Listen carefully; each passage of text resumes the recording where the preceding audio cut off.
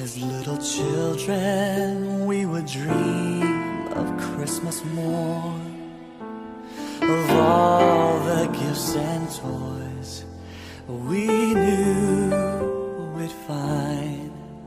But we never realized a baby born one blessed night gave us the greatest gift of our lives. We were the reason that He gave His life. We were the reason that He suffered and died. To a world that was lost, He gave all He could give, to show us the reason to live.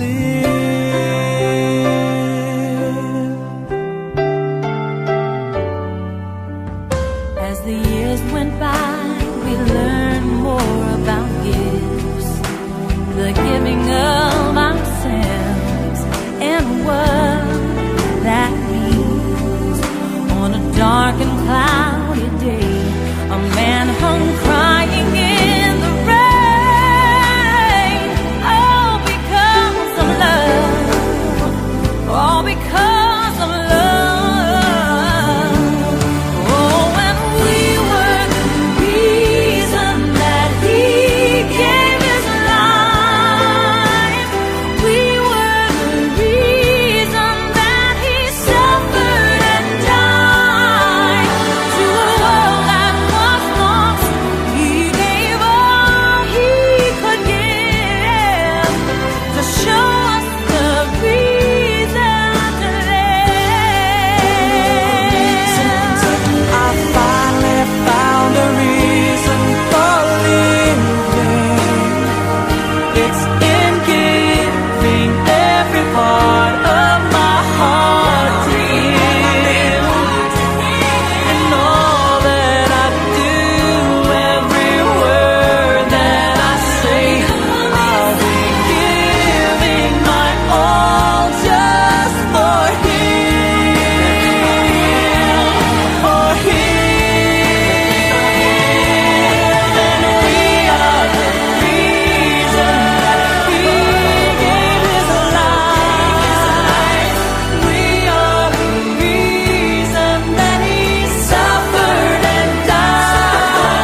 To a world that was lost, He gave all He could give, to show us the reason to live.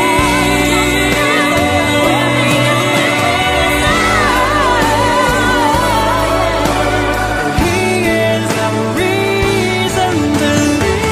Don't you know the reason that He came?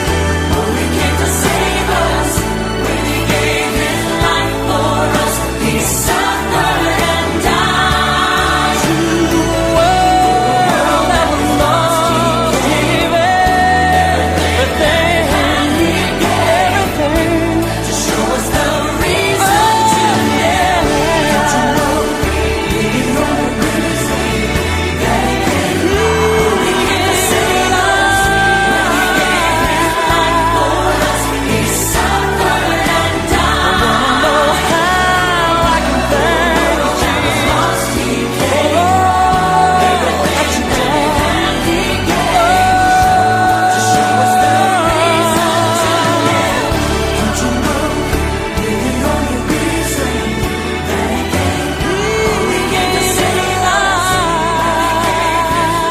For us, He suffered and died. He suffered and died for you. For a world that was lost, He gave everything that He had. He gave, to show us the reason to live.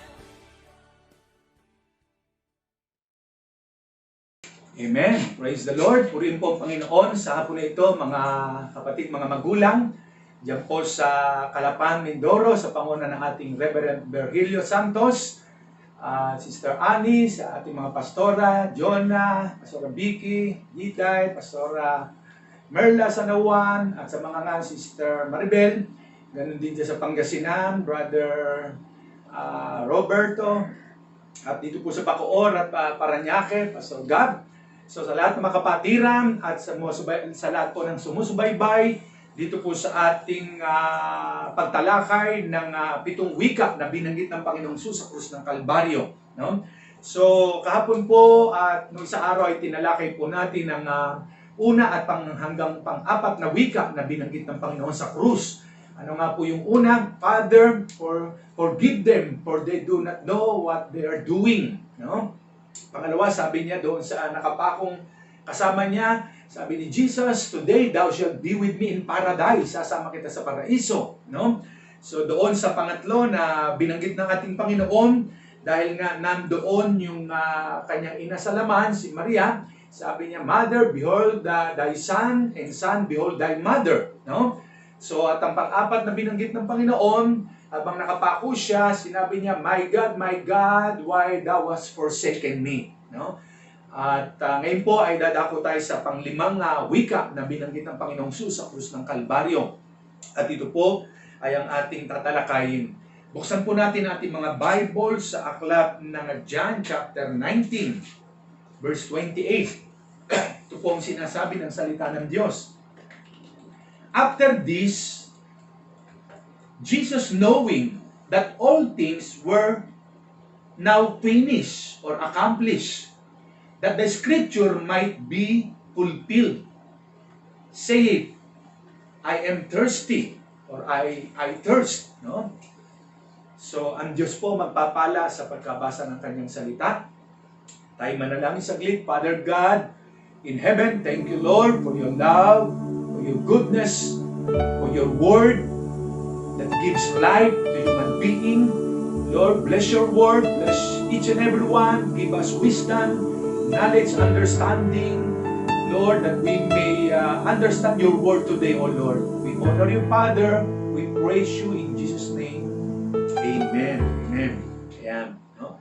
So, ayon sa binasa natin, nasabi po roon, no? Matapos po na makapagsalita ang Panginoon ng 4 na wika, sa pang-5, sabi niya, after this, alam na ng Panginoong Jesus na ang lahat ng bagay ay natapos na, no? Finish na. At ayon sa kasulatan, ito ay kailangan maganap at matupad. Kaya ang sabi niya, nauuhaw ako. No? So the 5th statement that Jesus made from the cross reminds us, no? Nagpapaalala po ito sa atin, again, that He suffered. No? He suffered as a human being. Na siya po'y nakakaramdam ng sakit, ng hirap. Nagsasuffer siya bilang tao, na katulad niyo po at katulad ko. Ano po ang nararamdaman niya? Nauuhaw siya. No? I thirst, sabi niya. I'm thirsty. Nauuhaw ako. Kaya ang ginawa ng mga sundalo na oras na yon, inabutan siya ng suka, pero ito po'y napakapait, no? Na hindi ito maiinom ng ating Panginoon. He lived as a man and suffered as a man in order that he could identify with suffering humanity. No? Yung nararanasan po nating hirap, gutom, uhaw, naranasan po yan ng Panginoong Hesus bilang tao. No? Bilang taong tulad po natin. From this statement, we observe that Jesus suffered the full physical effect, no, of crucifixion. Talagang nararamdaman niya yung epekto ng pagkakapako niya, yung bigat at hirap. No? Na ikaw ba naman ang ibitin sa krus na ang sumasalo sa iyo ay pako lamang. No? Grabe, yung hirap na yon. There was no easing up, for the weight of our sins was placed upon Him. Yung kasalanan po natin, nilagay sa Kanya, sobrang bigat po nun, napakahirap po nun. No? Kaya nga po, sabi niya, nauuhaw ako. Saan po ba nauuhaw ang Panginoon? Una, Jesus was thirsty for a true worshiper. Nauuhaw po ang Diyos sa mga taong tunay na sasamba sa Kanya. God is looking for men and women na sasamba po sa Kanya. No? Kung maalala po natin sa John chapter 4, no? Di po ba meron diyang isang babae, no? Na taga-ibang lugar po siya, siya po ay Samaritana. na dumating ang Panginoon upang humingi ng tubig sa kanya doon sa balon ni Jacob, no? Pero ang sabi ng babaeng yon, Panginoon, alam ko kung kayo ay hindi taga rito, bakit kayo ay humingi sa amin ng tubig, no? Sabi ng Panginoong Jesus, ang umiinom sa tubig na yan ay mauuhaw, no? Pero ang tubig na ibibigay ko at ang iinom sa tubig na ibibigay ko kailanman ay hindi mauuhaw, no? Nagulat ngayon yung babae sa sagot ng Panginoon, no? Dahil nga ang babaeng ito ay kinakausap niya ang Panginoong Hesus na dahil nga siya isang Samaritana at hindi po pwedeng makiinom sa kanila, no? Ang taga-ibang lugar, no? Kaya nga ang babae pong ito ay nagulat siya sa sagot ng Panginoon, no? Na humihingi ng tubig ang Panginoon doon sa balon ni Jacob, no? Kaya nga sabi ng Panginoon sa babaeng ito na darating na ang panahon dahil ang alam ng babaeng ito na ang mga Hudyo lamang ay sasamba lamang sa Jerusalem at hindi pwede doon sa kanilang lugar, no? Kaya ang babaeng ito, kinausap ng Panginoon, sabi niya na dumarating ng panahon na hinahanap ng Ama na ang mga tunay na sasamba sa Kanya ay sasambahin siya sa Espiritu at katotohanan. Sa John chapter 4 verse 23-24, no? So ang Panginoong Sus naghahanap siya ng mga taong tunay na sasamba sa Kanya. At ikinuwento ng Panginoon ang buong kasaysayan ng pagkatao ng babaeng ito, no? Na siya ay may asawa at namatay ng asawa niya at hanggang naging 5 ang kanyang asawa, kaya nagulat ang babaeng ito, no, sa pangungusap ng Panginoon sa kanya, no? So kaya nga po ang Panginoon ay nauuhaw sa mga taong sasamba sa kanya dahil napakaraming tao ngayon sa buong mundo, iba't ibang uri ng Diyos ang sinasamba. Sa India may ahas, may buwaya, may buwan ang sinasamba ng mga tao. Dito sa atin sa Pilipinas, iba't iba ang sinasamba. May sinasamba si San Jose, no? Si San Luis, no? May sinasamba na maliit na estatwa, mayroong malaki, mayroong maitim, no? So iba't iba po ang sinasamba ng ating mga kababayan, pero ang Panginoong Hesus nais niya na walang ibang dapat sambahin ng tao sa mundo kundi siya lamang at wala nang iba pa, no? There is no God beside Jesus. He is the God, the maker of heaven and earth. No, siya po ang lumikha sa buhay niyo at sa buhay ko. No? Maging sa panahon na ito, ang ating bansang Pilipinas at ang buong mundo na sa kasaysayan ng mundo ay ngayon lamang nangyari ito, no? Na magkaroon ng lockdown, magkaroon ng pananahimik ang mga tao sa kanilang mga tahanan na naapektuhan ang buong mundo, no? Kaya nga po nasa panahon katulad po nito, ang Diyos ay tinuturuan niya na mga tao ay sambahin siya sa Espiritu at katotohanan. At dito po nauuhaw ang Panginoon. Kaya po yung ginagawa nating mga praise and worship, pagtaas ng kamay, pag-awit, yan po ang hinahanap ng Diyos sa tao. For God inhabits the praises of His people, no? Siya po ay naghahanap at naghihintay na papurihan siya ng taong nilikha niya, nasambahin siya ng mga taong nilikha niya. That's why the number one reason why God created man in His own image is to worship Him, to honor His name, no? Kaya po tayo nabubuhay, ito po ang purpose natin, number one, to worship our God, no? Sambahin ang ating Panginoon. Kaya nauuhaw siya sa mga taong tunay na sasamba sa Kanya. Pangalawa, nauuhaw ang Panginoon sa mga kaluluwa, no? He is thirsty for souls.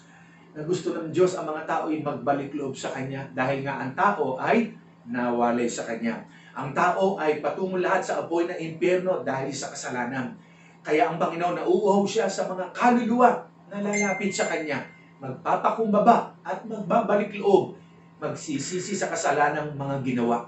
Kaya nga ang bawat isa po sa atin hinihintay ng Diyos na lumapit ay sa Kanya. Nauuhaw siya, no? Sa kaluluwa na lalapit po sa Kanya at hihingi ng tawad sa mga kasalanan na gawa, no? Marami pong kaluluwa ngayon, maraming tao ngayon ay hindi lumalapit sa Diyos. Walang panahon sa Diyos.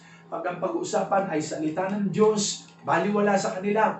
no? Pero pag may mga ibang okasyon, no, nandyan sila, nakikinig, sumasama sa mga pagtitipon, pero pagka patungkol na sa aral ng Diyos, sa salita ng Diyos, Bible study, prayer meeting, ito ay binabaliwala nila.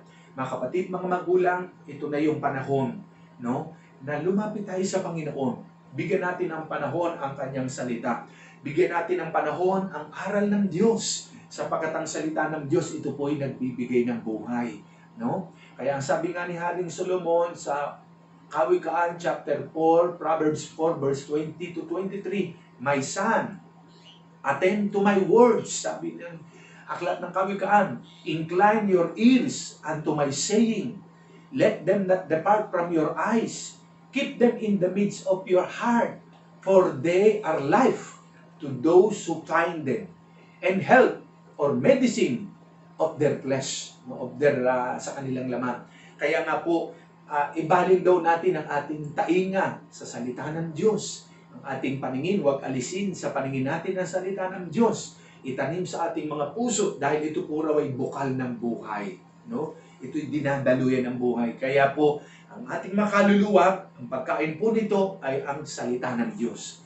Kailangan po natin itong basahin because it gives life to our soul. No? Nagbibigay po ito ng buhay sa ating mga kaluluwa. Kaya ang Panginoon, nauuhaw siya sa mga kaluluwa na magbalik loob sa Kanya. No? Pangatlo, nauuhaw ang Panginoon sa pagmamahal ng tao. No? Nauuhaw ang Diyos na ibigin siya ng tao. Dahil ang mga tao ngayon, wala nang iniibig sa buhay kundi ang sarili. Ang iniibig sa buhay ng number one sa buhay, ang kayamanan, ang material. No? Ang iniibig sa buhay, ang kanyang kapangyarihan. No? Ang kanyang lakas, ang kanyang kayamanan. No? Lahat ng yan po, mga kapatid magulang, ay mawawala. Mababaliwala po yan. Iiwan po natin lahat yan. Kaya nga nasabi ni Brother Senador Manny Pacquiao, no? Wala tayong madadala pag namatay tayo sa mundong ito. Kahit isang singkong duling, iiwan po ninyo ang inyong bilyong-bilyong salapi, ang inyong kayamanan.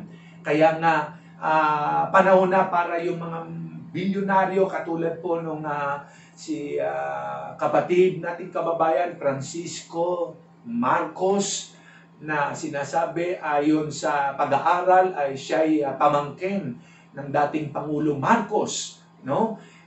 Mayaman ang taong ito, tama yung ginagawa niya, no? Pagmamahal sa kapwa, dahil utos ng Diyos yan. Ang number 1 utos ng Diyos, no? Anong number 1 utos ng Diyos? Sa Deuteronomy chapter 6 verse 5, love the Lord your God with all your heart, with all your soul, with all your mind, and with all your strength. No, yun po yung unang utos. Yan yung unang utos ng Diyos sa tao. Mahalin siya. Kaya nauuhaw ang Diyos na mahalin siya ng tao, ibigin siya. And love your neighbor as you love yourself. Kaya yung ginagawa ng kapatid nating kababayan, si Francisco, pagmamahal po yan sa kapwa. Maybe parang sa tingin natin, sa pakikinig natin at panonood sa kanya sa FB, kung magsalita siya ay parang mayabang, maangas, pero natural yun, ganun lang siya. Pero ang puso niya malinis at tama. No? At ang kanyang bilyong kayamanan o pera ay tinutulong niya sa kapwa. No? At yan ang sabi ng Panginoon, love your neighbor as you love yourself. Kaya yung ibang mayayaman dyan, tanggapin po ninyo ang challenge niya. Dahil pag namatay kayo, bukas makalawa. No? Wala kayong madadala kahit isang pera sa hukay, no? Below 6 ground, no? 6 feet below the ground. Kaya nga, ito po yung panahon. No? Huwag kayong mahiya, huwag kayong matakot, tanggapin nyo yung challenge, no? Ni Brother Francisco Marcos. No? Dahil nga, ito ang nais ng Diyos, mahalin ang kapwa. No? No? Gaya ng pag-ibig mo sa iyong sarili. At pag nagawa po natin yan, ay sabi ni Lord, nauuhaw siya na ibigin siya ng tao. No? When you love God, you love your neighbor. No? At dahil mahal mo ang Diyos, give yourself to God. Offer your life to Jesus. Accept that you are a sinner. Accept Jesus Christ as your Lord and personal Savior. Dahil nga, tama, kahit gumawa tayo ng mabuti sa kapwa, pag hindi natin na-experience ang true regeneration of our spirit, true spiritual regeneration, kapag hindi natin naranasan ng ipanganak na muli, ma-born again, useless ang lahat ng ginagawa nating kabutihan. No? Bakit? Ang sabi ng Ephesians chapter 2, verse 8 and 9. No? For by grace ye have been saved through faith and not of yourselves. It is the gift of God. No? That anyone should not boast. No? Tayo daw ay naligtas sa pamamagitan ng biyaya at pananampalataya sa Panginoon. Naligtas tayo hindi sa mabubuting gawa. Kaya walang dapat ipagmalaki ang sinuman. Tama yung gumawa ng mabuti. Tama yung ginagawa ng ating kababayan. Pero para masabing siya'y ligtas, at dahil gumawa ng mabuti, kapos po yung paggawa ng mabuti para ang tao ay maligtas. Dahil nga lahat ay nagkasala at hindi nakaabot sa kaluwalhatian ng Diyos. No? So, tama ang gumawa ng mabuti. Pero para tayo iligtas ng kabutihang gawa, hindi po tayo maliligtas niyan. Dahil nga lahat ay nagkasala. Ano ang kailangan? Kailangan tayo manampalataya sa Panginoong Sus. Magpakumbaba sa Kanya, tanggapin Siya bilang Panginoon tagapagligtas at magsisi sa kasalanan. Dahil ang sabi ng John chapter 3 verse 3, unless a man be born again, he cannot see the kingdom of God. No? Malibang ang tao yung panganak na muli, hindi niya makikita ang karya ng Diyos. At sinabi ng John chapter 3 verse 5, no? Unless a man be born of water, no? He cannot enter the kingdom of God. No? John chapter 3, no? Puntahan natin verse 5. Anong sabi dito? John chapter 3 verse 5. Ayan, para sigurado tayo. Verily, verily, I say unto thee, except a man be born of water and of the Spirit, he cannot enter in the kingdom of God. Kanina, verse 3, verily, verily, I say unto you, sabi ni Jesus, except a man be born again, he cannot see. Malibang ang tao ay panganak na muli, hindi niya makikita ang karya ng Diyos. Sa verse 5, John chapter 3, katotohanan sinasabi ko sa inyo, malibang ang tayo panganak sa tubig at sa espiritu, hindi siya makakapasok, no? So kanina, hindi niya makikita ang karya ng Diyos. Ngayon, kapag hindi siya pinanganak sa tubig at sa espiritu, hindi niya makikita ang karya ng Diyos, no? So water, it signifies the word of Jesus, ang salita ng Diyos. Kailangan po natin itong marinig. Kailangan tayong mahugasan at malinis ng salita ng Diyos. And then, kailangan tayong ipanganak sa Espiritu, the Holy Spirit. So kaya ang sabi ng verse 7, marvel not that I said unto you, you must be born again. Kaya sabi ni Jesus, kailangan daw tayo ipanganak na muli. Saan tayo ipapanganak na muli? Hindi po sa laman, hindi tayo papasok sa tiyan ng ating ina para ipanganak uli, kundi ito po spiritual po ang tinutukoy dito ng Panginoon. Kailangan tayong ipanganak sa salita ng Diyos. Ito po ipakinggan natin, papasokin natin sa puso natin at malinis tayo nito. And then tanggapin natin si Jesus bilang Panginoon tagapagligtas, pagsisihan ng kasalanan at doon tayo ipapanak na muli sa Spirit. Kaya sabi ni Jesus verse 7, huwag kayong magtaka sa sinabi ko sa inyo, lahat kailangang ipanganak na muli. Lahat, walang exempted. Maging ang Pangulo natin, ang mga senador, kongresista, gobernador, mayor, no, kapitan del barrio, lalo na ang mga kapitan, mga kagawad, lahat ng mamamayan sa buong mundo, wala exempted, kailangang ipanganak na muli. Ayan, no? So, ang Panginoon, nauuhaw siya na kung totoo nating mahal ang Diyos, sundin natin ang salita ng Panginoon. Tanggapin natin siya as Lord and Savior, magbalik loob tayo sa Panginoon dahil nauuhaw siya na ibigin siya ng tao. No? Kasi maraming tao, Lord, mahal kita, iibig kita, pero hindi naman nagbabasa ng salita ng Diyos. Hindi nakikinig sa isang mangangaral ng salita ng Diyos. Ang totoong umiibig sa Panginoon ay nakikinig sa kanyang salita. No? Ito po ang sinasabi ng John chapter 16. No? O John chapter 14. Ano po ang sabi dito ng ating Panginoon? Ayan. No? Verse 15. John 14:15. If you love me, keep my commandments. Ayan. Kung ako'y mahal nyo, iingatan nyo, no? Susundin nyo aking mga kautusan. If you love me, obey my commandments. John chapter 14, verse 15. At sa 16, sabi dito, and I will ask the Father, and He will give you another counselor who will never leave you. He is the Holy Spirit. Yan, yun po yung Holy Spirit. No? Kaya kapag totoo nating mahal ang Panginoon, susundin natin ang kanyang salita. No? Pakikinggan natin ang aral ng Diyos, susundin natin ang mensahe ng ating Panginoon. Kaya nga, mga kapatid, mga magulang,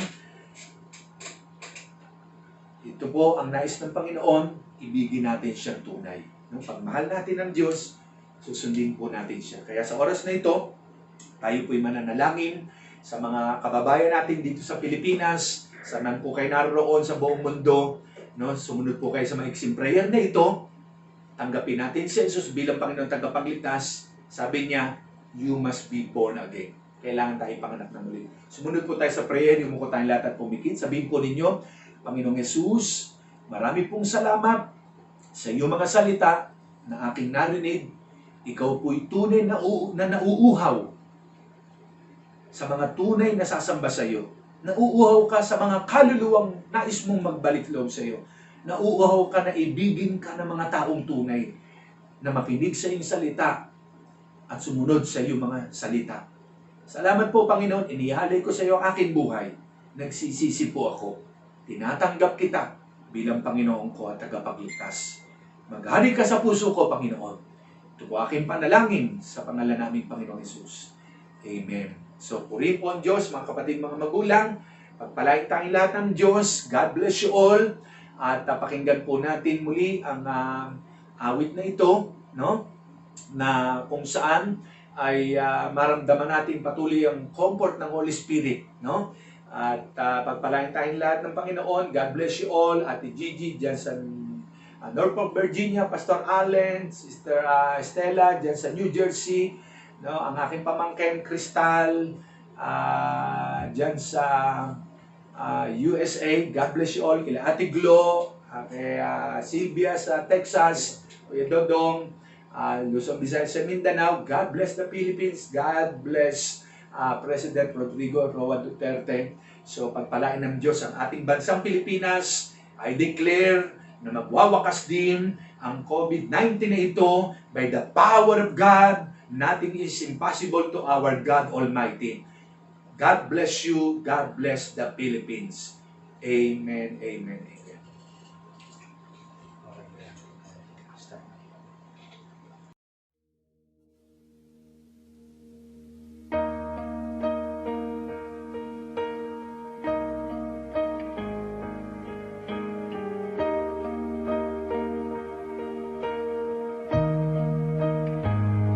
In Christ alone will I glory, though I could pride myself in battles won. For I've been blessed beyond measure, and by His strength alone I overcome. Oh, I could stop and count successes like diamonds in my hands, but those trophies could not equal to the grace by which I stand. In Christ alone I place my trust and find my glory in the power of the cross. In every victory, let it be said of me, my source of strength, my source of hope is Christ alone.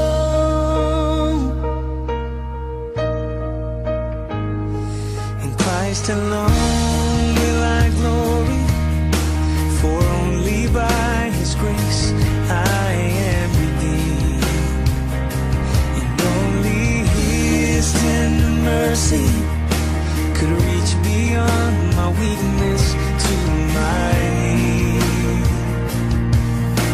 And now I seek no greater honor than just to know Him more, and to count my gains but losses to the glory of my Lord. In Christ alone